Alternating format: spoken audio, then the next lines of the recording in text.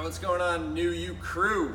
We wanted to make a quick video wrapping up and introducing week 1 and week 2 here. So as you can see with the programming a little bit, we wanted to focus on the squat and hinge pattern quite a bit.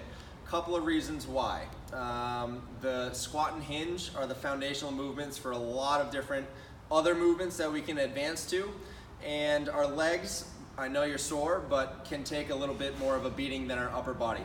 It also is something that we use every single day. We walk on our legs all the time, and we pick things up a lot of time, all day too. So we're used to it. We're used to using our legs, and we can advance the upper body stuff later on as we started to introduce some of the movements here in the upper body. So I wanted to quickly review some of the things that we went over last week and now the start of this week.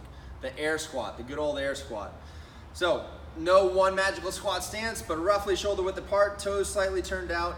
And therefore, as we go down, we want to drive those knees out following the direction of our toes. We want to send those hips down and back and use your arms to help counterbalance and keep that torso tall or chest up. All right, so you see me going down, driving those knees out, trying to keep that chest up, trying to get as low as I can while maintaining a good neutral posture, all right, with that back.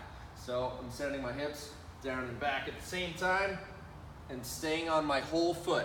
That's a big thing for any kind of squat or lunge or single leg stuff that we do.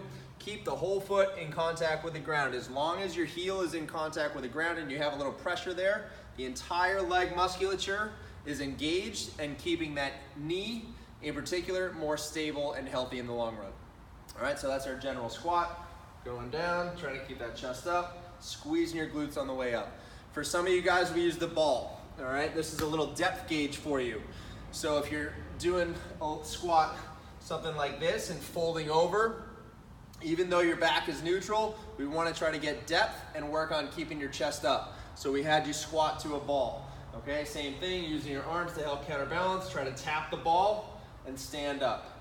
Okay, knees out is a big thing though, okay? Don't let those knees come in. Good there with the squats. Next thing we went on to is a goblet squat. All right, so a little extra load. The goblet squat, couple of things. Yes, it's extra weight, so we're working that much harder, but the extra weight also helps counterbalance our upper body a little more, so it helps keep us that much more upright. So we're going down, keeping that chest up that much more, driving those hips through as you stand up. That's our goblet squat. All right, next things we went over are the hinge. So now the hinge pattern is more of that bending over, but we would call it a hinge instead. So anytime we want to try to lift something up, we want to hinge over and pick it up, right? Versus bend over or kind of reach out in front of you or something like this. This is to help you save your back, okay? The old lift with your legs, not your back. So the first thing we went over was the hinge. And then from there, we went on to a kettlebell RDL, Romanian deadlift. So we're going to position the kettlebell or whatever weight we're trying to pick up right in between my knuckles of my feet, or as close to that midline, that imaginary line going through my ankles there, up through my body as I can.